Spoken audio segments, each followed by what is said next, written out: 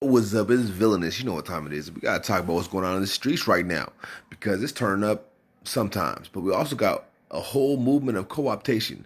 First, it was paid infiltrators. Yes, paid infiltrators that were to bring non-violent rhetoric and lead people into kettles and tear gassing.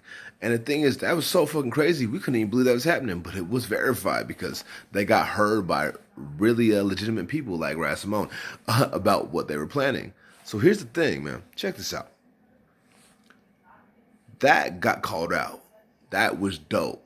They're being put on blast. People like pushed them out. That was fire. But now what we see is a co-optation by people who are more liberal, right? And pushing more of a passive motion as well. And that thing does not need to happen, right?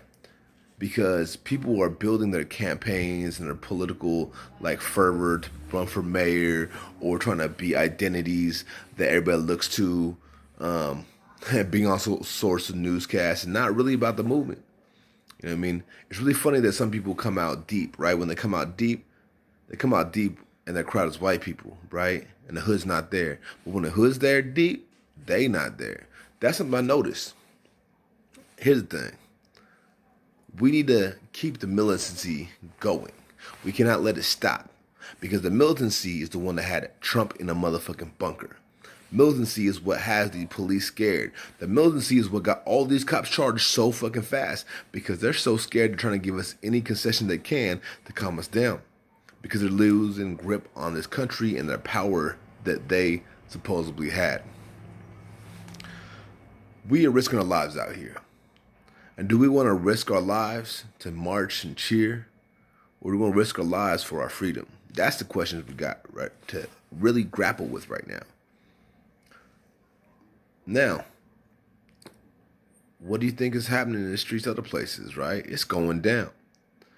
We must make demands true, but those demands cannot be reformist. We must have demands like RICO Act, all police across this nation for the crimes they have done collectively. We must have motherfucking demands like bring war crime charges against the military and anybody who will not turn on them for the foul shit they did. Only military exempt are the ones who will testify against all the war crimes that the military has done.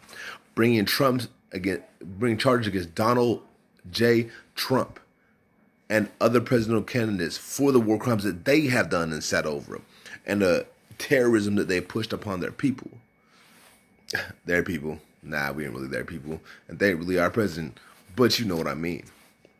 So we must demand that the enslavement of black and brown people across this nation in the so-called prison system comes to a full-on stop, ending, and release of all prisoners, especially during this COVID crisis.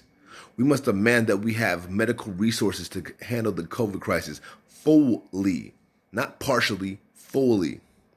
These are just some of the demands we must be having if we're really trying to build a better world. We're trying to get to a point where we actually are free.